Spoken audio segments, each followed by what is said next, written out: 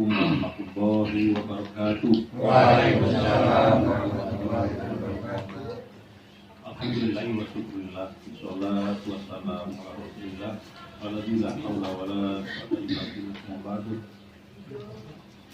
Pada Bapak kerukunan majelis, alhamdulillah pada malam hari ini kita dipertemukan kembali dalam kegiatan rutin mingguan pekanan, takbir, sholawat, zikir, dan doa.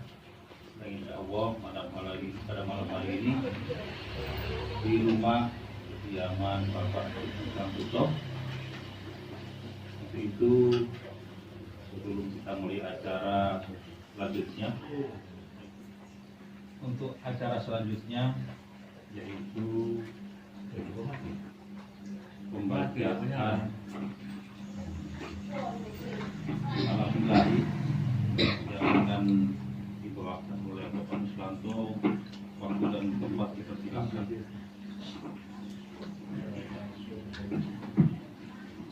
Assalamualaikum warahmatullahi wabarakatuh. Waalaikumsalam.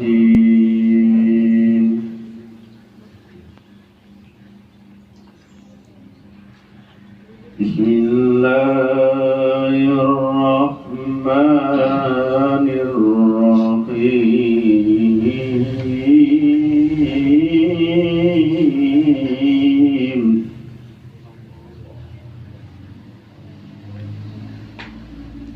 Laqad kana lakum fi rasulillahi uswatun hasanah.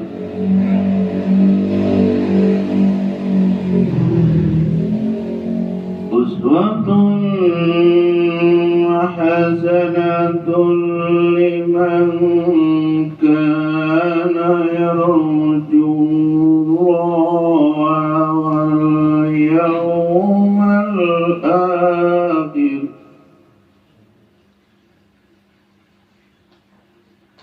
Wal yawmal akhir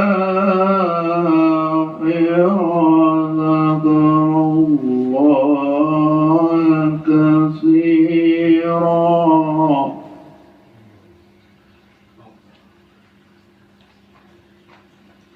وَلَمَّا رَأَى الْمُؤْمِنُونَ الْأَحْزَابَ وَقَالُوا هَذَا مَا وَعَدَنَا اللَّهُ وَرَسُولُهُ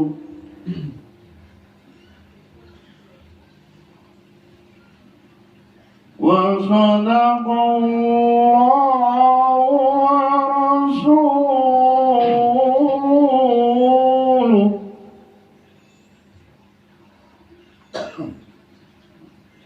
وما زادهم إلا إيمانا وتسليما.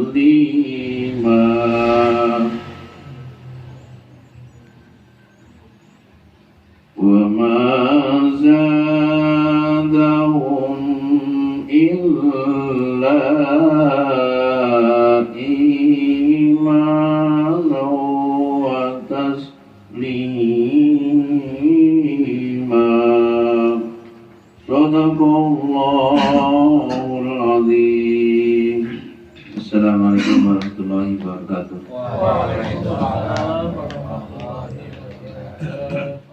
Semoga kita yang mendengarkan mendapatkan rahmat daripada bacaan Al-Quran yang dibacakan, dan semoga juga memberikan berkah manfaat bagi keluarga serta apa yang kemudian dalam insyaallah. Amin.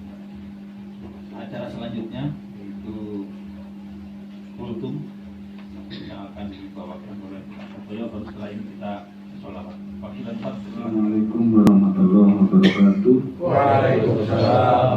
Bismillahirrahmanirrahim. syukurillah, salatu wassalamu ala rasulillah wa ala alihi wa sahbihi wa man bala. Asyhadu an la ilaha illallah wahdahu la syarika lah wa asyhadu anna Muhammadan abduhu wa rasuluh la nabiyya ba'dah.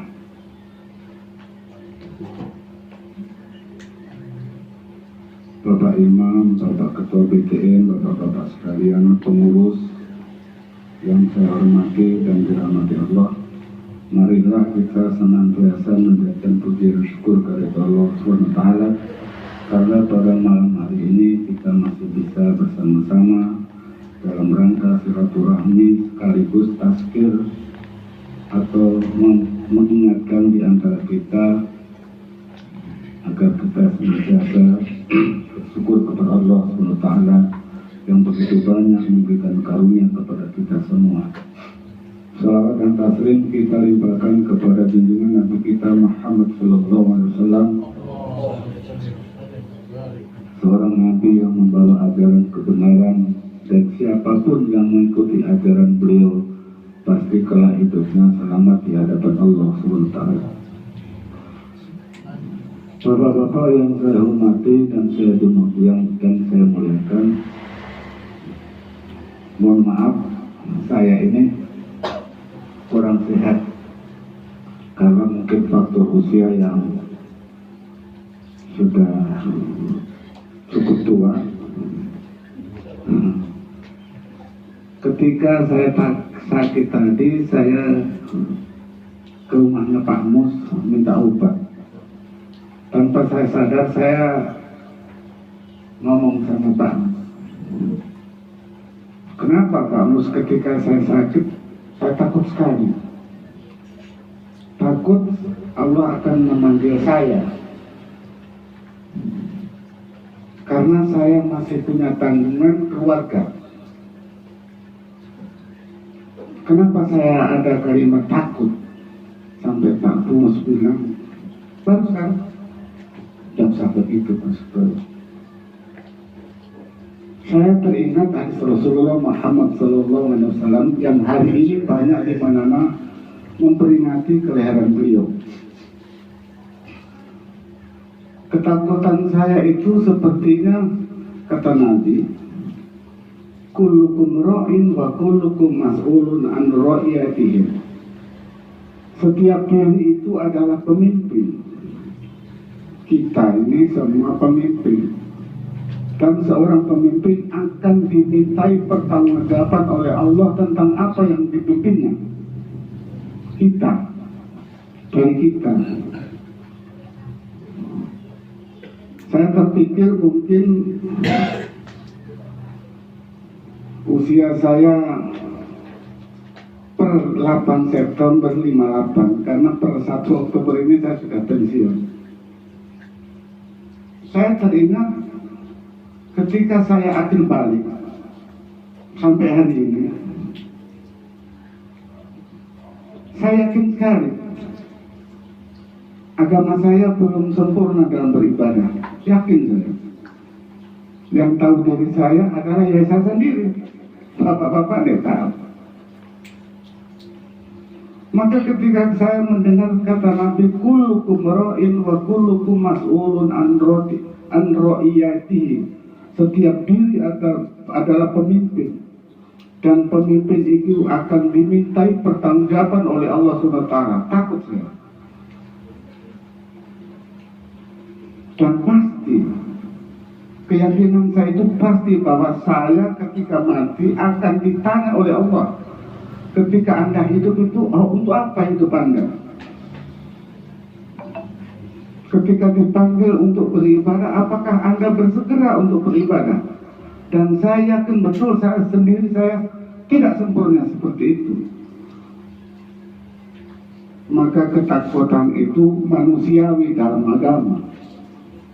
Karena di dalam Islam kata Nabi, al-insanu mahalul khoto'i wa nisyan. Manusia itu tidak luput dari khoto' wa nisyan. Salah dan khilaf itu sudah pakaian manusia, sehebat apapun dia. Mau dia intelektual, mau dia ulama dia orang kita awam, pasti punya salah.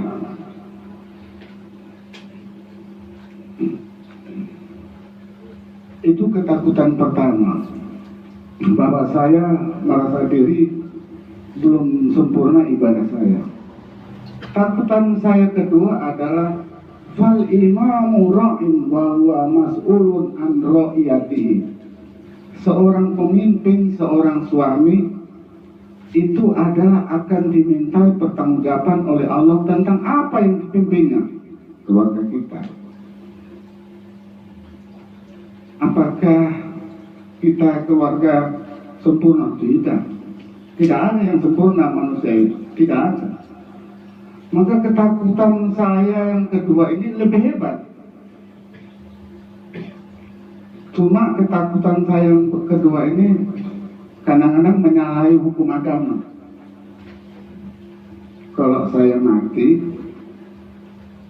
kira-kira anak-anak saya mau makannya bagaimana? Itu pasti pernah terlintas di kita semua. Maka orang bijak dalam beragama, Anda bilang kalau kita mati meninggal dunia, bagaimana anak-anak kita? Bagaimana agamanya mereka?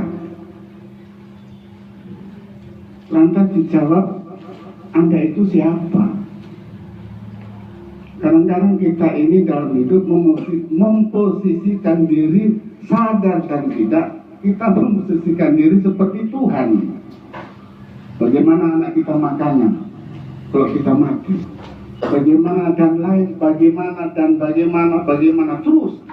Kadang-kadang kita tanpa sadar kita memposisikan diri seperti Tuhan. Padahal Allah sudah menjamin tidak ada makhluk Allah yang melata di bumi ini illa rizquha, kecuali Allah sudah menjamin rezekinya. Di dalam agama itu kata Nabi begini. Bukan kata Nabi, ada bahasa bijak, bahasa Arab begitu. Ikmalu dunya ka'annaka ta'ishu abada. Ini bahasa bijak ini, dia disuruh kepada kita. Ikmalu dunya ka'annaka ta'ishu abada.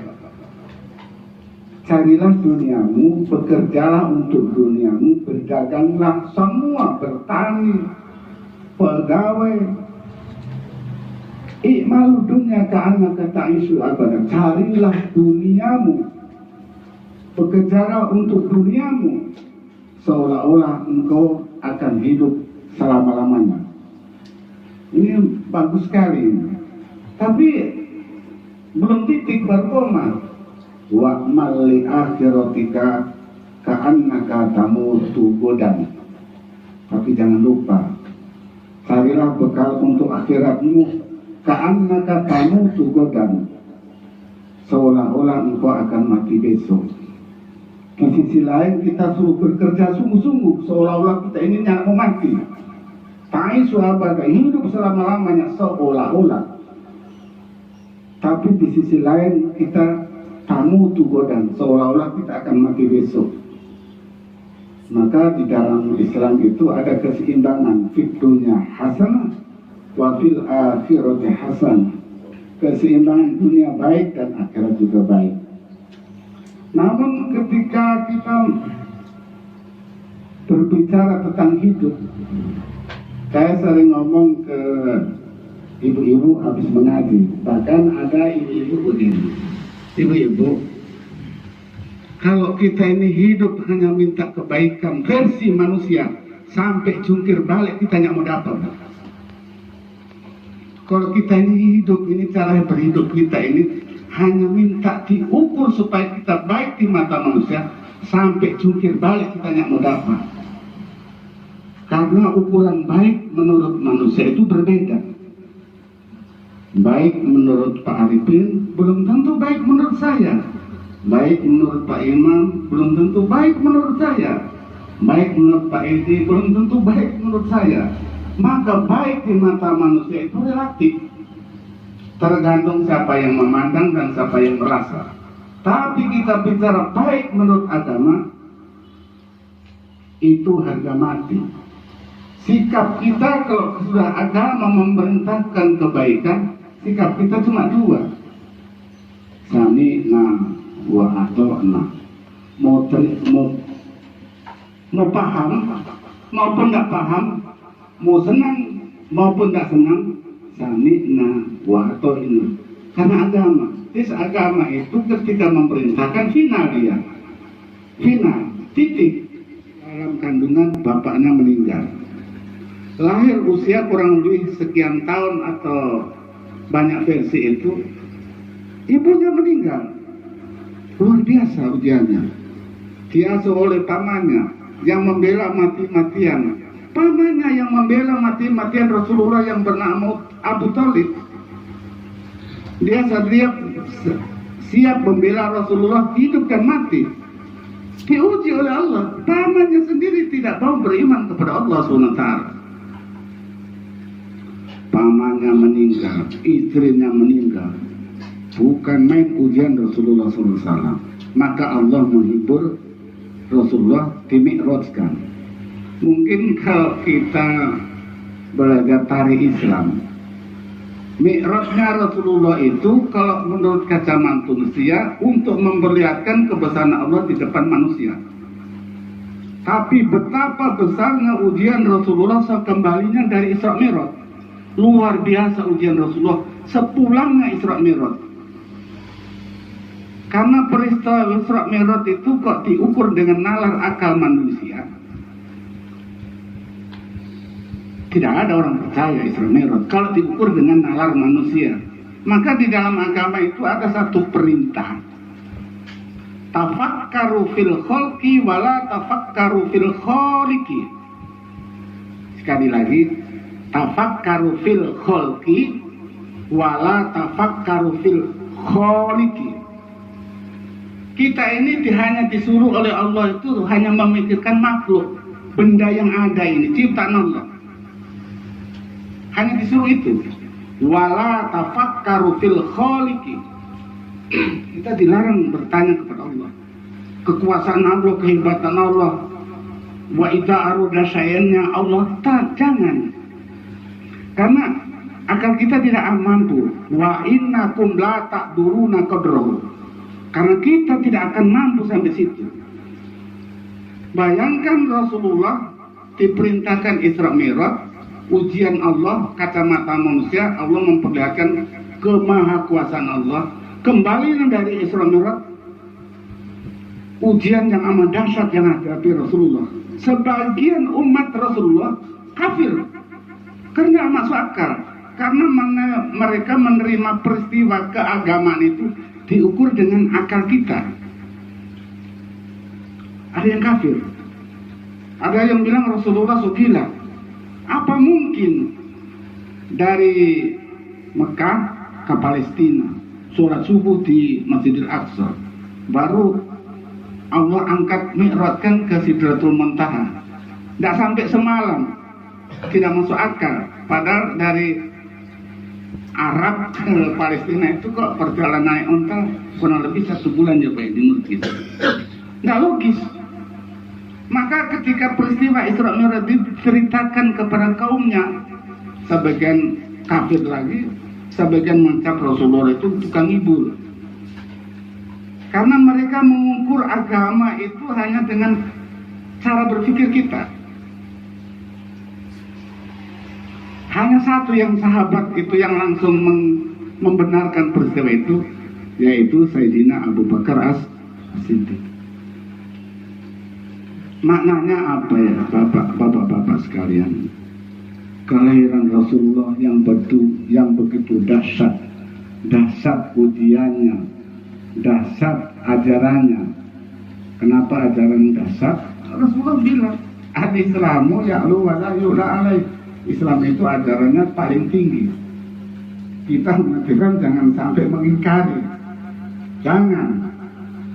Kata Nabi, al-Islam ya'lu wa la yu'la alaih. Ajaran Islam itu tinggi. Tidak ada ajaran aturan yang tertinggi di kolong langit ini kecuali ajaran Islam. Dan kita jangan mengingkari. Mau paham maupun tidak paham, jangan mengingkari. sekarang lagi tren. Banyak orang mengingkari ajaran Islam, memprovokasi ajaran Islam tidak sesuai dengan zaman. Itu menurut Anda, akal Anda belum mampu ke situ. Jangan kita ikut rame-rame memprovokasi ajaran Islam. Alhamdulillahirabbil alamin. Pelajaran yang berharga untuk kita sekalian yaitu bahwasannya sesuai akal pikiran kita tidak tahu, bahwa yang kita tahu adalah apa yang terjadi pada hari ini dan pada hari yang lampau. Sementara pengetahuan kita tidak bisa menjangkau kejadian yang akan datang. Ini merupakan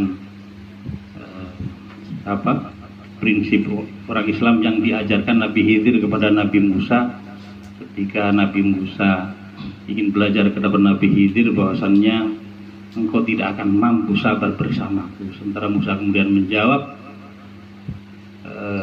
bagaimana engkau akan melihat aku bersabar bersama sebelum engkau melihat bersamaku, seperti itu.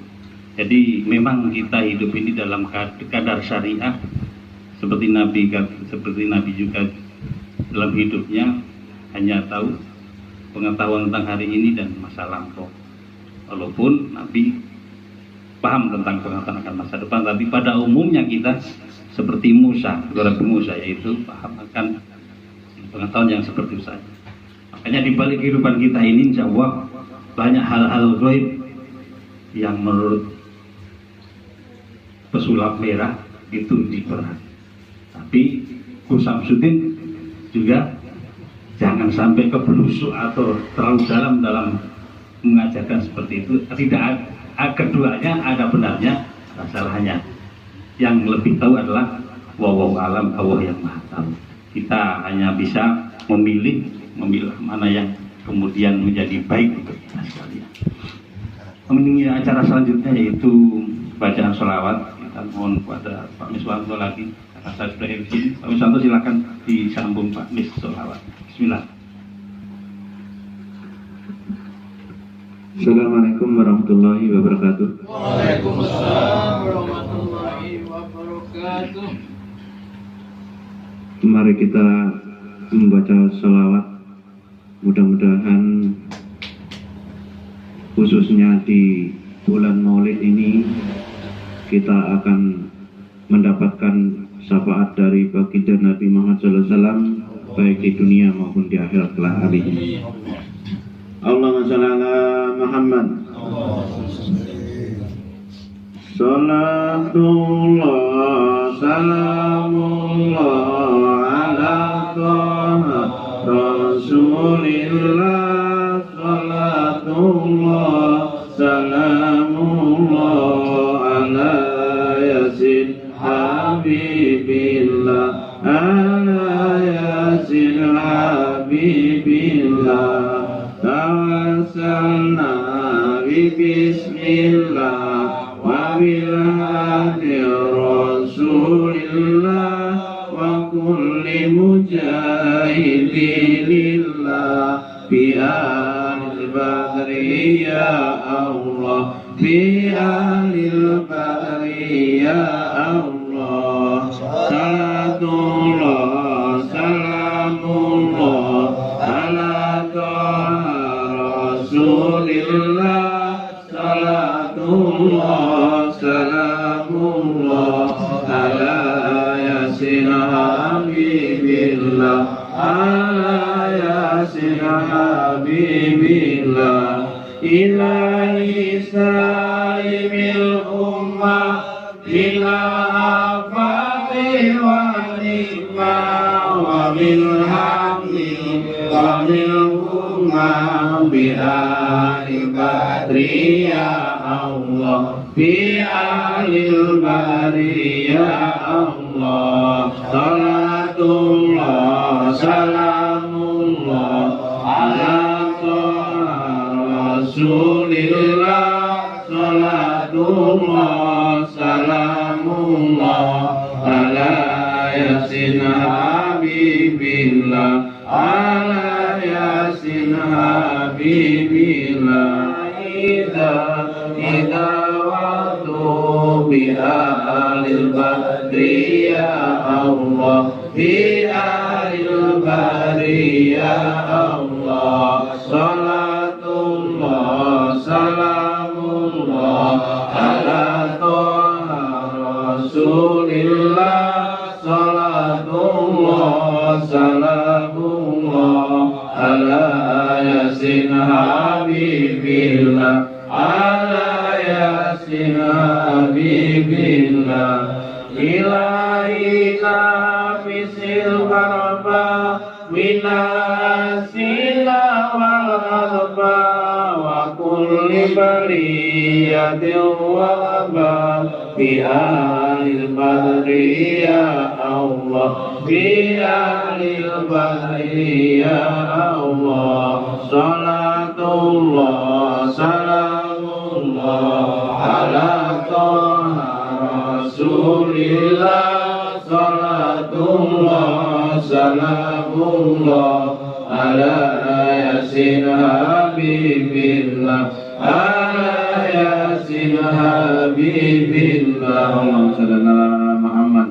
Wassalamualaikum warahmatullahi wabarakatuh. Warahmatullahi wabarakatuh.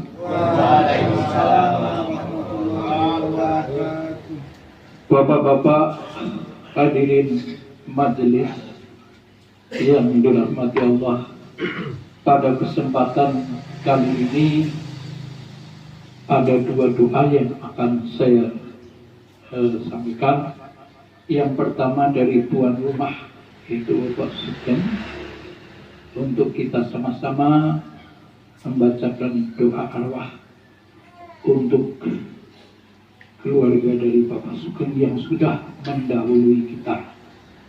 Kemudian yang kedua nanti ini ada pesanan dari Pak Sugeng juga, tapi ini Pak Sugeng Utomo yang besok pagi akan meluncur lagi ke Jawa, yang sehubungan dengan adiknya yang sedang sakit. Untuk itu nanti kita sama-sama mengirim doa Al-Fatihah. Untuk itu marilah kita sama-sama membaca doa arwah untuk atas nama keluarga dari Bapak Sugeng Santoso yang sudah mendahului kita. Semoga almarhum dan almarhumah yang sudah mendahului kita mendapatkan tempat yang baik di sisi Allah, diampuni dosanya dan diterima segala amalnya. A'udzu billahi minasyaitonir rajim. Bismillahirrahmanirrahim. Allahumma shalli ala Muhammad wa ala ali sayyidina Muhammad. Ila hadratin Nabi Mustafa Rasulullah sallallahu alaihi wasallam wa ala alihi wa azwajihi wa dzurriyyatihi sayyidil al-Fatihah. أعوذ بالله من الشيطان الرجيم. بسم الله الرحمن الرحيم. الحمد لله رب العالمين الرحمن الرحيم مالك يوم الدين إياك نعبد وإياك نستعين اهدنا الصراط المستقيم صراط الذين أنعمت عليهم والمغضوب عليهم ولا الضالين.